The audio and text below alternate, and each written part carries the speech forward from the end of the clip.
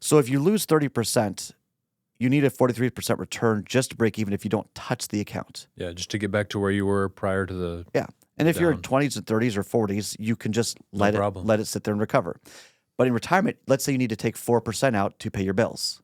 So now you're down 30%, you take out 4%, you're now down 34%. You see how that works?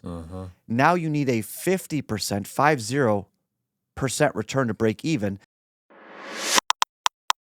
Welcome to How to Retire on Time, a show that answers your retirement questions. Say goodbye to the oversimplified advice. This show's about getting into the nitty-gritty so you can determine what is right for you. My name is Mike Decker. I'm a fiduciary financial advisor, and with me is my associate, David Franson. As always, text your questions to 913-363-1234, and we'll feature them on the show. David, what do we got today? Hey, Mike, what causes people to go broke in retirement?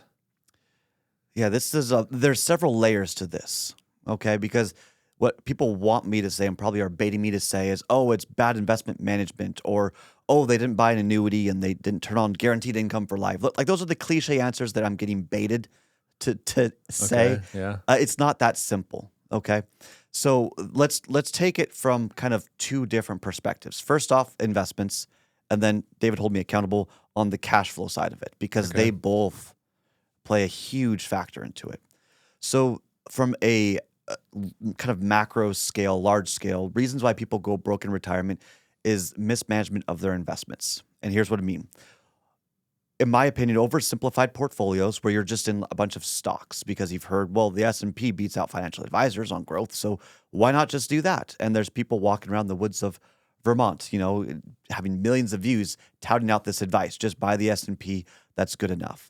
The problem is called sequence of returns risk, and sequence of returns risk would suggest that the sequence of the return or the performance, basically how much did the market do that year, is going to matter, okay? So if you're 20 years old and you buy the S&P 500 for growth and you're looking for maximum growth, great. That's a great strategy. And it's great Okay. because You don't care about the sequence of the return. You care about what's it going to be in 10 to 20 to 30 years. So the ups and downs are irrelevant to you, okay? But if that's your strategy and you're like, oh, well, this is going to be the best growth strategy, I would recommend doing a little bit more due diligence. Look at things like VUG, it's a Vanguard Growth Fund, or QQQ, it's the NASDAQ 100, or maybe you buy the S&P 500 and then you pick out a couple of stocks that are good, quality, boring companies. I mean, you could do more than just that. But when you're young, you don't need to be worried about the sequence of the return. In fact, you want the market to crash when you're young, because when the markets crash, they've recovered 100% of the time, but everything's on sale. It's kind of like, why do we buy a lot of things during Amazon Prime, summertime, which is basically Christmas halfway through the year, right? And then all the holiday sales, right? Christmas, Hanukkah, whatever, the after Thanksgiving sales. We buy more things then because it's on sale. Sometimes. Right. Sometimes I'll manipulate the price to make you think it's on sale. Sure. Which could be true about the market crash. But the reason why I'm saying that is you're used to this idea, well, the markets always recover. I'm not taking income out. It doesn't really matter. Until you retire, the rules change. And so that's where this gets tricky. The sequence of the returns matters. So let me give you my classic example. If the markets crash, or let's do this. Let's say that you get a 10% average return year over year. Okay. Yeah, I'd take that. That 10% sounds average, not that bad of a deal. great. Yeah. But when you look at your cash, you're going to want to look at the sequence of the return.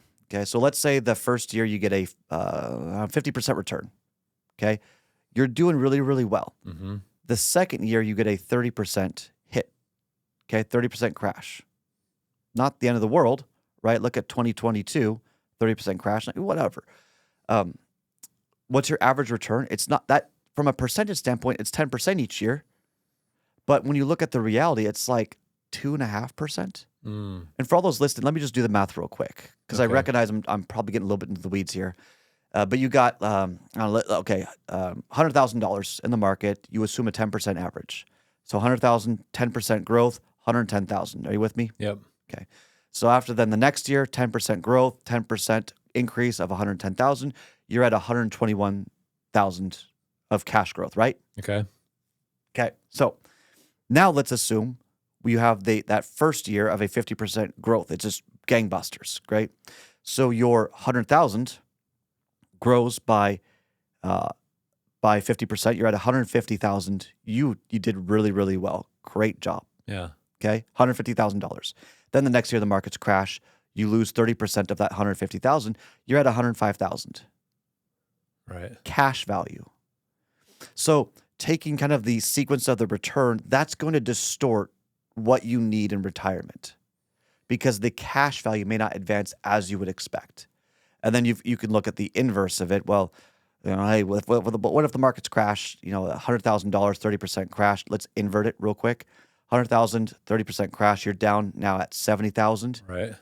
Increases by 50%. You're at 105,000. You end up in the same place. Right. But these shifts in the market, the big ups and the big downs, they make a difference. And here's why it matters.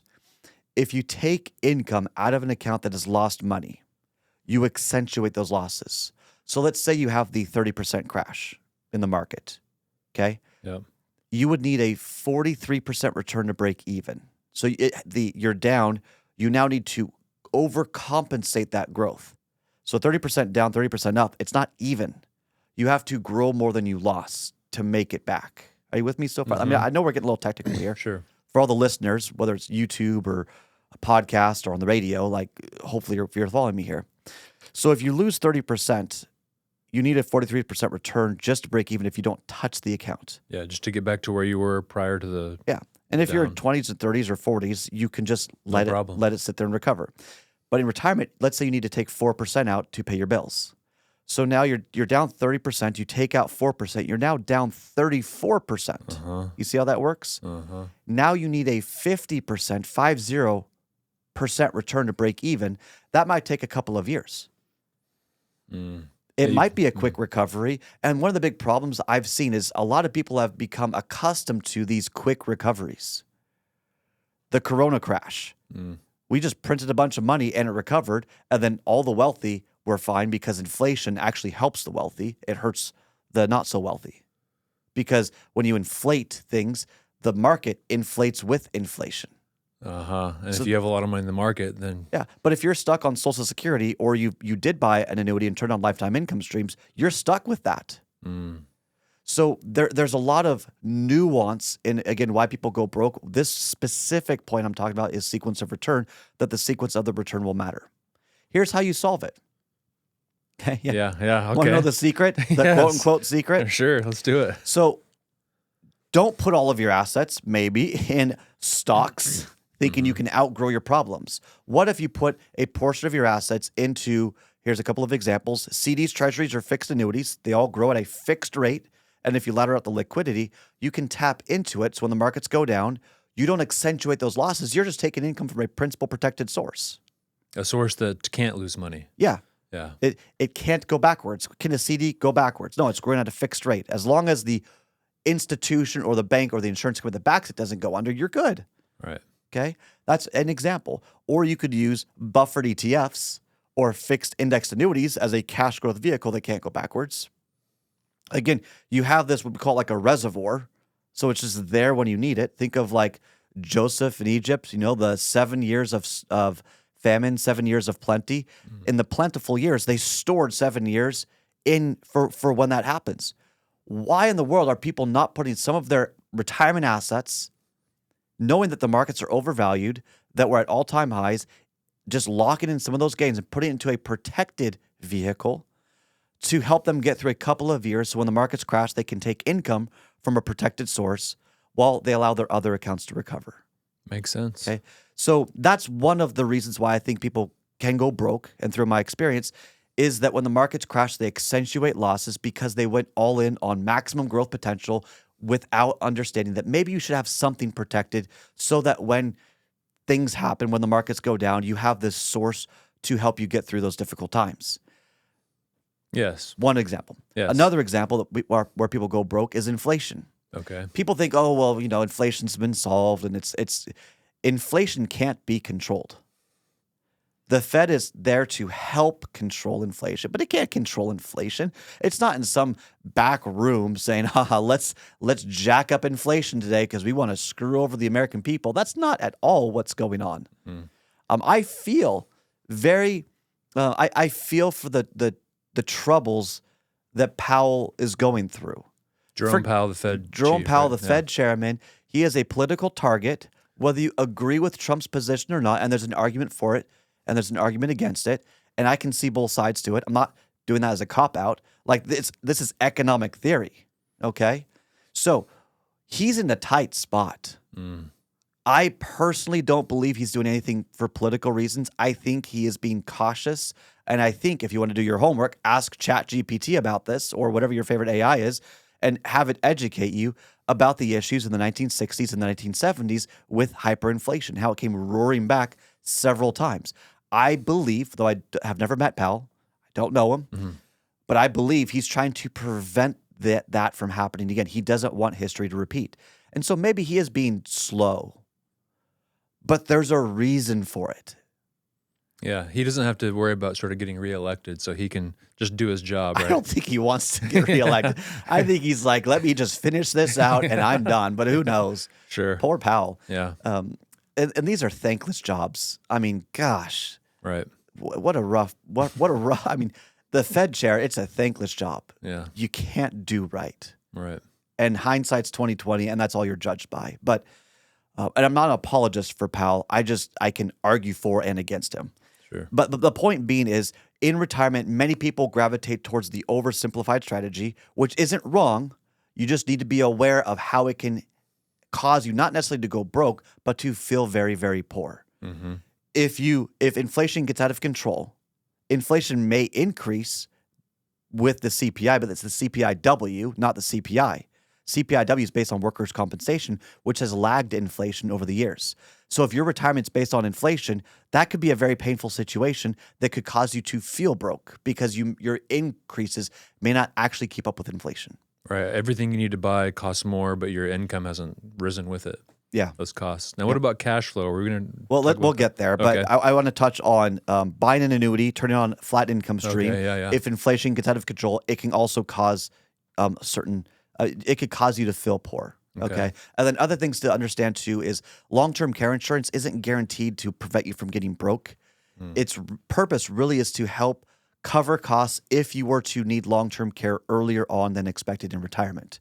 It's not an investment. Life insurance is not an investment. Any form of insurance is not an investment.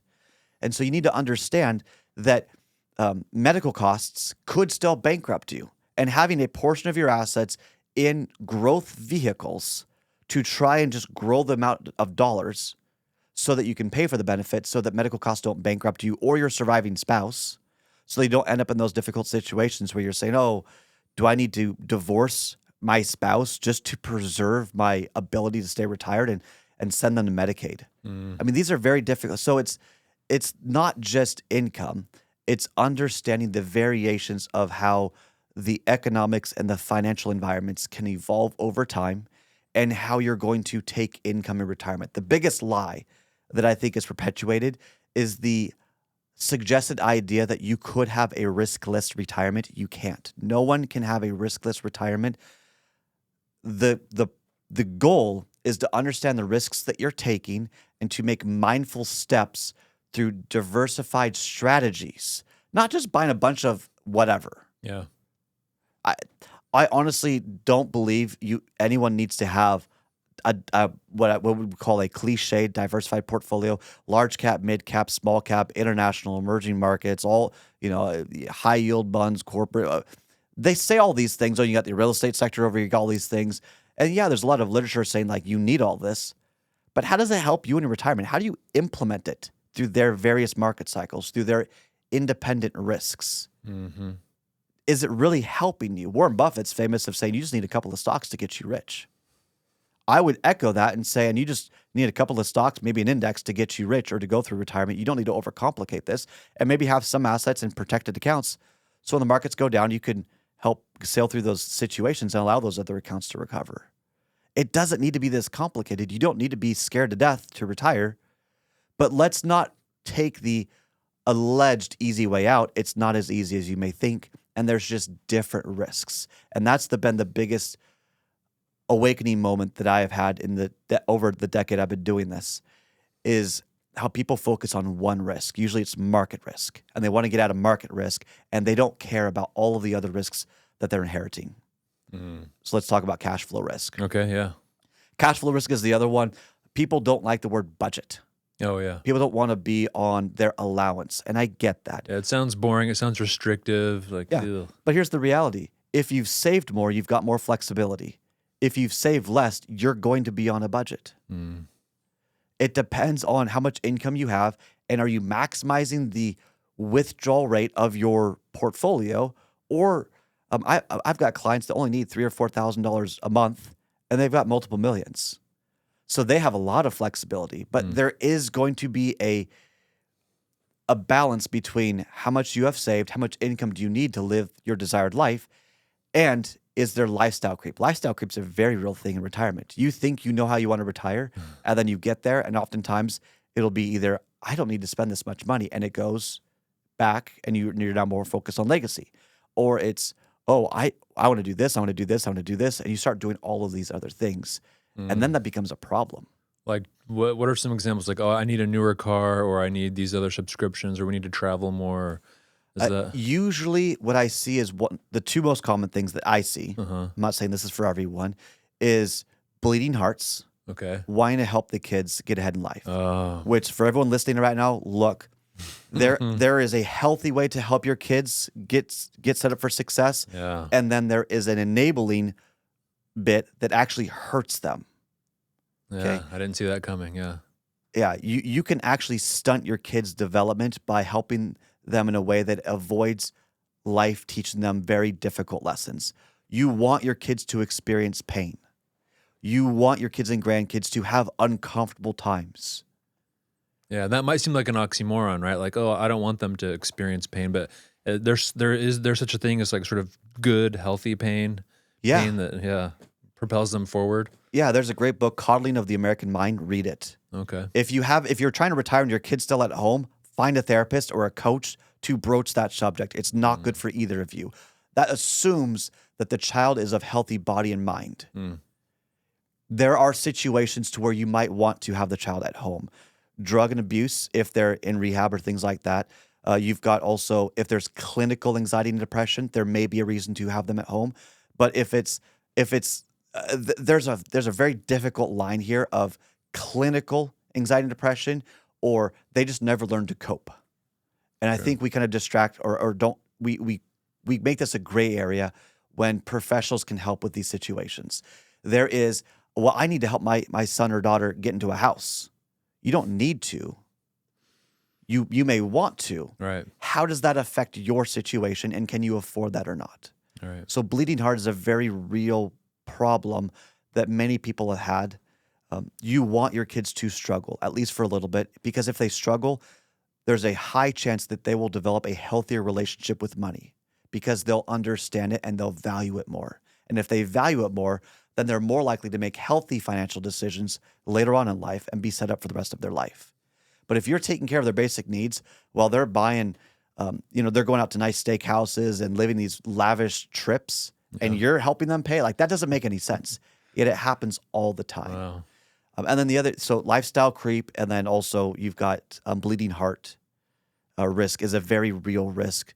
Be careful of these risks. And then with your cash flow, again, inflation's a huge deal, but also just changing your lifestyle. Medical needs, maybe you want to travel a lot, maybe you want to understand what you're working with and then reach acceptance towards whatever that is. Everyone's plan should be built differently. The cash flow projections should be built differently. How you work with, my mortgage is paid off here, and do you want to front load your travel income here, and do you want to have extra medical costs available later on? Do you want legacy? All of these things summate into a beautiful, customized plan. That's how it's supposed to be done. Too often it's, all right, here's your income. We're going to pair it with Social Security, and this is what you have to work with. Turn on the income, maybe save a little bit, maybe pay the taxes, whatever. That's not, in my opinion, what's right for people. You want to get into the nitty-gritty. You want to have backup plans. You want to have flexibility so that not if, but when your lifestyle desires change, you can adjust as well. I mean, for goodness sake, how many of you thought you need an iPhone or an Android, a smartphone 15 years ago? Probably none. Now, how many people are putting into their budget the costs of the little robot that's going to clean your house in 10 years? Yeah, right. Probably very few people. Nope. But that may be a cost that everyone's going to want to have. Are you incorporating those conveniences? I mean, what if your long-term care needs, instead of buying a policy, what if it ends up being that you just buy or you rent or lease an in-home care robot that takes care of your ability to shower, helps you cook and clean, that's a very real thing that could happen in 10 years. Yeah, it sounds sci-fi, but it's maybe not far off, huh? So having flexibility, that's all about cash flow. It's just understanding that lifestyle is going to change. Life is dynamic. Be prepared for the dynamic nature of life. Am I saying that you should not buy an annuity that has guaranteed income for life? I am not saying that. What I'm saying is every investment or product you could think of, anything that's ever been talked about, whether it's on the show or not on the show, is a tool. It has a purpose. It has something that it's supposed to do. It has something that it's not good at. Treat the investments and products as tools. Understand their benefits, understand their detriments, and then use them appropriately and blend them together. Maybe your Social Security is not enough and you just want an extra $10,000 a year just to have a better foundation. Maybe that's appropriate for a lifetime income stream. You're not doing it for financial prudence. You're doing it to just have that comfort, to give yourself permission to be able to retire. I've met very many wealthy people who said, look, it's not about legacy. It's not about financial prudence. I can't let myself retire unless I take that path.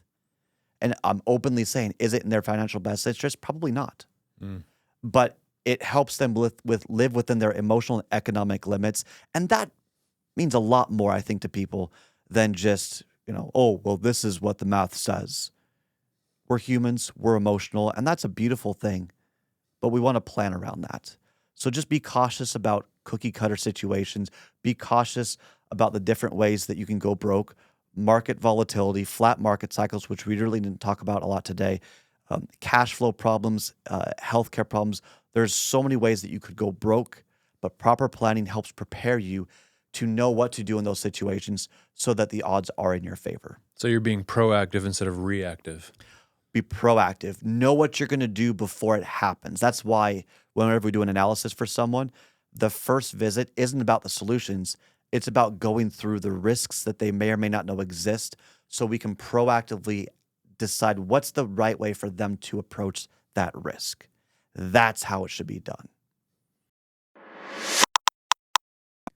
Hey, thanks for watching this video. Make sure that you like and subscribe first, and then go to www.retireontime.com to grab a copy of my book, How to Retire on Time, take a few courses about retirement, join my newsletter, and so much more. Now, if you want to work with one of our advisors here at Kedrick Wealth who can help you put together a retirement plan that's designed to last longer than you, just click the button, Get Started. Everything we do is intended to help you retire on time. We hope you enjoy, and we'll see you in the next show.